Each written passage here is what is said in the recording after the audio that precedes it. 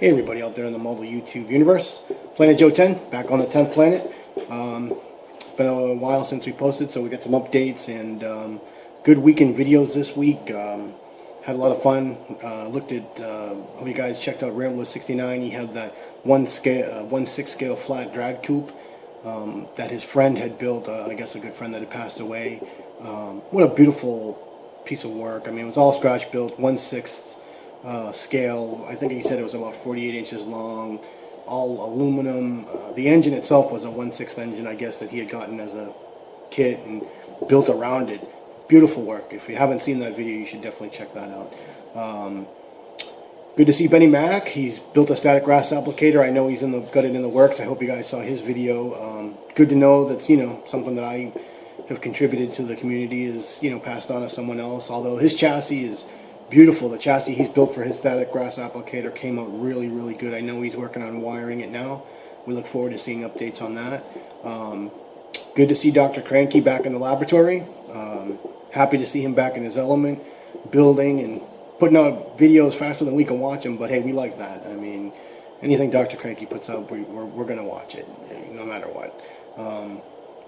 As someone had mentioned him, the godfather of styrene or something like that. I think that fits that pretty much fits the bill. So it's been a good week overall. It was nice to see Chris Chapman in the Hall of Fame, or whatever you want to call it, on a Cranky card. He had coffee time today. I don't know if you guys had a chance to check that out, but he's got himself a card in the Cranky Hall of Fame, or infamous, or whatever they're called. But good for Chris, or Chris, good for you. Well deserved. I mean, we all know he's a great modeler, and his work with acrylics, craft acrylics, again, is unparalleled. Which brings me to my next subject is lights. This week there's been everybody seems to be lighting it up. We had Chris over at Classic Plastic working on the Blackbeard deck. Beautiful work all around with the acrylics on the decking itself to get the wood. The wood finish to look realistic, and he used different tones to change it up a little bit. Stuck an LED in the lantern. I hope you guys have checked that out. He's done beautiful work using the watch battery as the power supply. Really awesome stuff. We're really happy. We're excited to see that kind of stuff. And then Mindless Model Works, Ken has built that bat boat. With the fiber optics and the LEDs, and I mean, just small, very meticulous work. But he had his final video, and again, another video you definitely want to check out if you're interested in lighting at all. I mean, he's got the panels all lit up, controls, the outside. Unbelievable work. Something that here on the 10th planet we would love to get into, yet it's probably a little bit above our skill level, but we'll get into it eventually. But yeah, people are definitely lighting it up. But been a good week for videos. Definitely a good week. It's great to see everybody seems motivated. Everybody's building. Dave Parker, he's working on his Corvette. We were happy to see that he painted that Corvette. I forget the year, but it was like some kind of green, bright green, really nice looking model. He's cleaned up his shop. He's definitely gotten bit by the model bugs, so we're happy about that. So it's good when we see someone get bit by the bug again, because you get in your funk, and sometimes it can take a while to get back into it. But this week we're going to do some updates on my current builds. I'm doing a tub job on a Chevelle here with using the 66 Pro Street Nova. I think is basically what everyone that's seen Dr. Cranky's video knows, that's the car to use for tubbing. So it'll be my first tub job. Still working on the M7 Priest. Got a little bit of resin parts for that. We're going to talk about resin a little bit, just for some guys that may have never seen resin or worked with resin or anything like that. And then just a couple of things that we've picked up, obviously, too. The Monte Carlo Cruiser, still in the Purple Pond. I'm going to do another video on that in the next couple of days. I got some questions on that for the community on the cutting of the doors. And let's get going. Alright guys, first project here on the bench. We just started up. This is the 70 Chevelle Street Burner by Revell, 125th. We're going to go ahead and tub this out using the, as I mentioned, what Dr. Cranky would probably, approve of is the 66 Nova Pro Street. Seems like a good little deal. I'll show you where we've gotten so far. Let me just move that down. So we've actually made the cuts and began the tubbing. Obviously this is the Chevelle frame. This portion is the Nova frame. Used some hexagon styrene to strengthen up the seam. Pretty good as far as strength goes. Underneath, we tried to cut it, you know, at the best part we thought, which would be suitable for this. Again, this is a tough one to call, but we've left the holes here for the suspension from the Nova.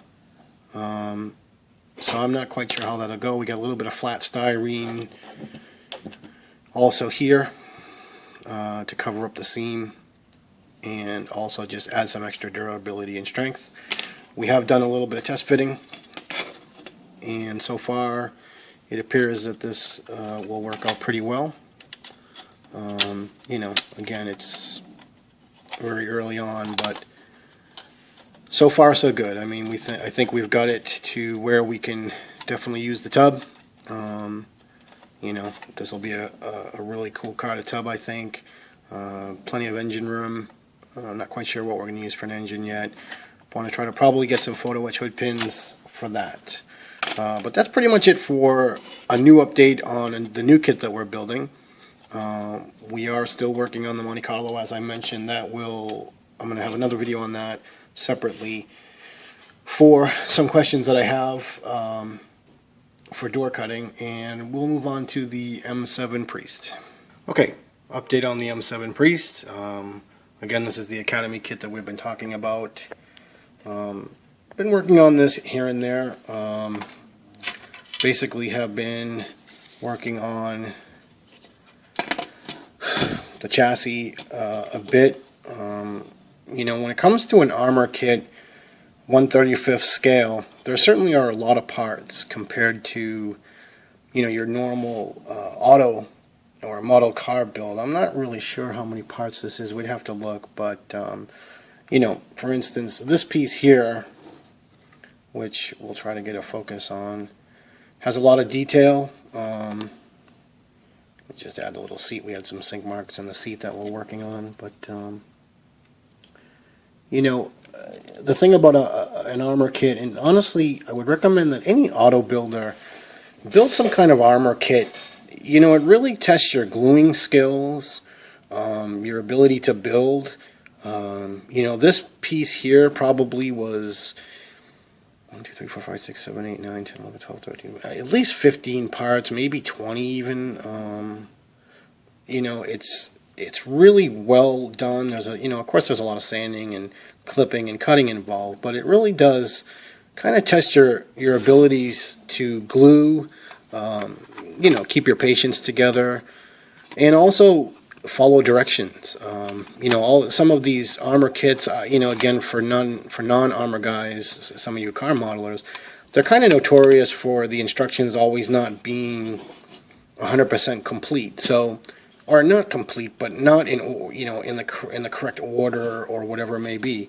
So, you know, as Dr. Cranky, just to use his kind of ideals, but you know, talks about building things, keeping them kind of modular. And as you can see, I'm kind of doing that here as well. I mean, technically this should be glued in, but I've not glued it in simply because of the fact that, you know, I will want to paint this separately from this so that I can, you know, detail out the pedal, the seat, the controls, things like that. So it's important to keep that in mind when building, to always go through your instructions and kind of look ahead, because anything modular that can be done prior to paint or prior to full assembly is definitely a big plus. Also, what we picked up, and I wanted to talk a little bit about, again, we picked this up on at Hill County Hobbies, again, my local hobby shop, and we like to push him as much as we can. He's a great guy. And this is a Verlinden just ammo set, really, for this particular, for the howitzer gun. I apologize for the unclarity of this, but as you can see, Gary over at Hill County Hobbies allows you to put things on consignment, and we'll give you he'll give you the credit back with a 10% if you sell, or he'll give you 100% credit towards anything you buy in the store. It's a great program, but again, he's local here to San Antonio. Although he does take phone orders and does have a lot of kits, I do like to push him as much as I can. He's a good friend. So I bought this on consignment for $6. I don't really know what the actual price is for this. I haven't looked it up. But I wanted to show, again, some of the newer guys, or just some auto modelers in general, don't really do a lot with resin. And resin is a little bit different because, as you can see, resin comes, as you guys may know from just watching other modelers and so on, with a lot of flash. These pieces will have to be basically cut off from this base here, sanded, cleaned, and everything else. Now, of course, just like, as you can hear, this piece is actually falling off of flash. You can see the ribbing in there. And this is a Verlinden product, so, Verlinden, I can just pick this off. But Verlinden makes a lot of great, in an armor situation, a lot of great resin parts. We got the ammo, obviously. Again, need to be cut off, need to be cleaned. Most resin will come this way on some kind of a base that, where a lot of cutting and stuff is involved. Here's some tubes or shells, as you want to call them. So different pieces. But this, of course, will add a lot to our kit. And for $6, we certainly can't complain about that. The other thing I did pick up, just to go along with this kit, is the all-clad polished brass. I had used Tester's enamel brass, and I just wasn't getting the color brass that I really liked. So we're moving along on the howitzer. It's a slow process. We've done some photo etch here really quickly. I don't know if any of you have a wife or a girlfriend that sews, but these little containers actually come from my wife, who does sewing, and she gets her little pins or something. They come in these containers, and I can tell you that these containers are great. Just a little piece of further information. Been doing the photo etch. You can see there's some small photo etch hex nuts on these. These are movable suspension, which is really cool. And going back to what I talked about, to put these together, these were in 1, 2, 3, 4, 5, 6, 7, 8, 9, 10, 11, 12 parts, I believe, or maybe even more, not including the photo etch. And they are 1/35 scale. Let me just get that to zoom. But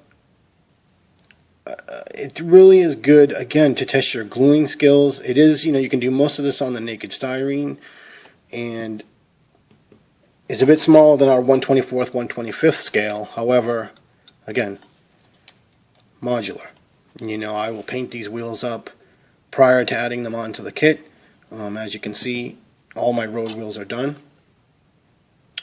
So it really, building an armor kit, I think for anyone, even if you've got a semi-interest, some kind of tank or something like that, an Academy kit or a Hobby Boss kit, and then of course adding resin or photo etch. But you will see that it certainly will help you in your model car building as well.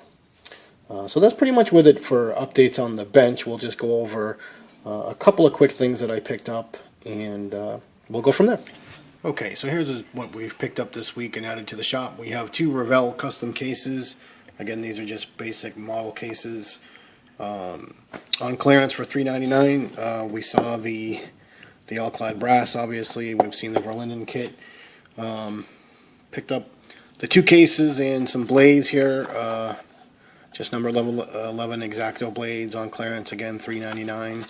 The display cases themselves were $3.99, so we're always looking for good deals. We like to show you what we do get here. One thing I did get, this is the Tester's masking